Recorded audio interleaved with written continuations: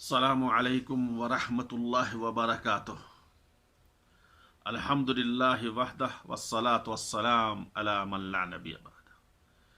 میرے دینی بھائیوں و ناظرین کرام، گزشتہ قسطوں میں صبر کے متعلق گفتگو ہوئی تھی۔ آج ہے صبر کی اہمیت کے متعلق گفتگو ہوئی۔ صبر ہے اخلاق کی صفاتوں میں سے ایک اہم صفت ہے، جس کا دین اسلام نے بہت زیادہ اہتمام کیا ہے۔ اسی وجہ سے اللہ تبارک و تعالی نے اپنے قرآن عزیز میں تقریباً 90 جگہ اس کا ذکر کیا ہے، اور قرآن مجید میں اللہ تعالیٰ نے جہاں بھی صبر کا ذکر کیا ہے وہاں یا ایھا الذین آمنوا سے خطاب کیا ہے، یعنی صبر خطاب اس لیے ہے کہ مومنوں کی صفتوں میں سے ہے، اور کئی مقامات پر اس کا تذکرہ نماز اور تقوی کے ساتھ کیا گیا ہے۔ اسی لیے محترم، یہ اس کی بڑی اہمیت ہے۔ اور اطاعت کی بجا آوری، یعنی اللہ کی اطاعت کی بجا آوری اور معصیت سے اجتناب کا نام ہی تو دین ہے، اور جس نے اس کی بجا آوری کیا وہ اصل دین پر عمل کرنا اصل بنیاد ہے صبر کا۔ اللہ تبارک و تعالی سورۃ العصر میں جب زمانے کی قسم کھا کر انسان کی ناکامیوں کا ذکر کرتا ہے، بربادیوں کا ذکر کرتا ہے، اس میں 4 ایسی شخصیتیں ہیں، 4 ایسی صفتیں ہیں جس کو اس بربادی سے مستثنا اللہ تبارک و تعالی کیا ہے، جس میں سے ایک صبر ہے، جو صبر کی ایک دوسرے کو تلقین کرتا ہے۔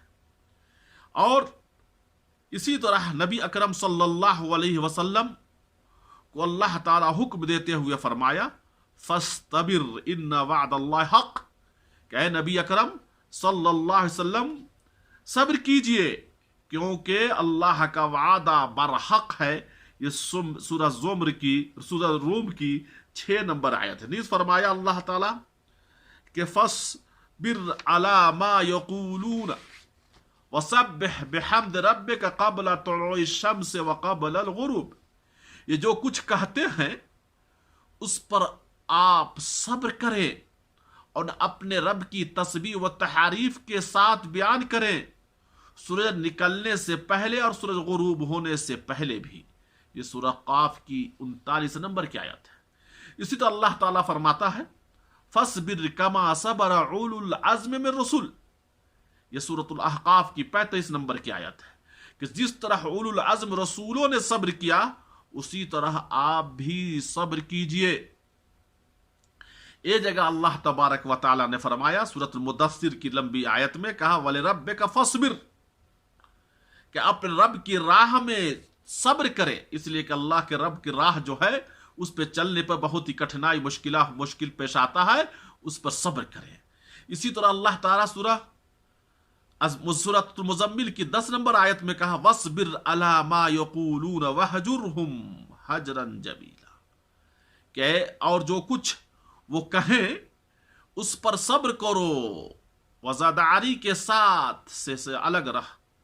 اللہ رب العزت لقمان علیہ السلام نے اپنے بیٹے کو جب حکم دیتے ہیں اس کا ذکر کرتے ہوئے اللہ تعالیٰ فرماتا ہے یا بنی اقیم الصلاۃ وامر بالمعروف وانہ عن المنکر واصبر علی ما اصابک ان ذلک من عزم الامور، کہ میرے بیٹے نماز قائم کرو، بھلائی کا حکم دو، برائی سے روکو، اگر تجھے کوئی پریشانی ہو تو صبر کرو، یعنی نماز پڑھنے میں اور بھلائی کے حکم دینے میں، برائی سے روکنے میں آپ کو پریشانی ہوگی، تکلیفیں ہوں گی، اس پر صبر کرنا ہی آپ کے لیے کامیابی۔ وہاں اللہ تبارک و تعالیٰ نے صبر کے یقین مانو کہ یہ بڑی تاکیدی کاموں میں سے ایک ہے یہ صبر۔ انبیاء کرام علیہ السلام کے صبر کے بارے میں اللہ تعالیٰ فرمایا ہے کہ آپ سے قبل رسولوں کو جھٹلایا گیا تو انہوں نے اپنے جھٹلائے جاتے اور اذیت دینے جانے پر صبر کیا، یہاں تک کہ ان لوگوں کو ہماری مدد پہنچ گئی۔ سورۃ الانعام کی 34 نمبر آیت ہے۔ اسی طرح انبیاء کرام کو لوگ کسی بھی طرح کی تکلیف دیتے تو ان سے کہتے اللہ تبارک و تعالی سورۃ ابراہیم کی آیت نمبر 12 میں کہ تم ہمیں ایذائیں دو گے تو ہم ان پر صبر کریں گے، انبیاء کرام کہتے تھے، اور توکل کرنے والوں کے لیے اللہ پر توکل کرنا ہی زیبا ہے۔ اللہ تعالیٰ نے نیز فرمایا سورہ انبیاء کی 85 نمبر آیت میں کہ اسماعیل و ادریس و ذوالکفل کل من الصابرین، کہ اسماعیل، ادریس اور ذوالکفل سب کے سب صبر کرنے والوں میں سے تھے۔ اور ایک حدیث ہے ابو سعید خدری رضی اللہ تعالی عنہ کی کہ رسول صلی اللہ علیہ وسلم کے پاس گئے اور اس وقت آپ پر تیز بخار تھا، انہوں نے چادر کے اوپر ہاتھ رکھا تو اللہ کے رسول صلی اللہ علیہ وسلم آپ کو تو بہت زیادہ بخار ہے، تو آپ صلی اللہ علیہ وسلم نے فرمایا انک ذالک یشدد علینا البلاء ویضاعف لنا اجر، کہ انبیاء پر اسی سخت بلا آتی ہے اور ہمارے اجر میں اس بلا کی وجہ سے زیادتی کی جاتی ہے۔ پھر ابو سعید خدری رضی اللہ تعالیٰ نے پوچھا اے اللہ کے رسول صلی اللہ علیہ وسلم سب سے سخت مصیبت کن لوگوں پر آتی ہے؟ تو آپ نے فرمایا انبیاء پر۔ پوچھا پھر کن لوگوں پر آتی ہے؟ تو آپ نے فرمایا علماء پر۔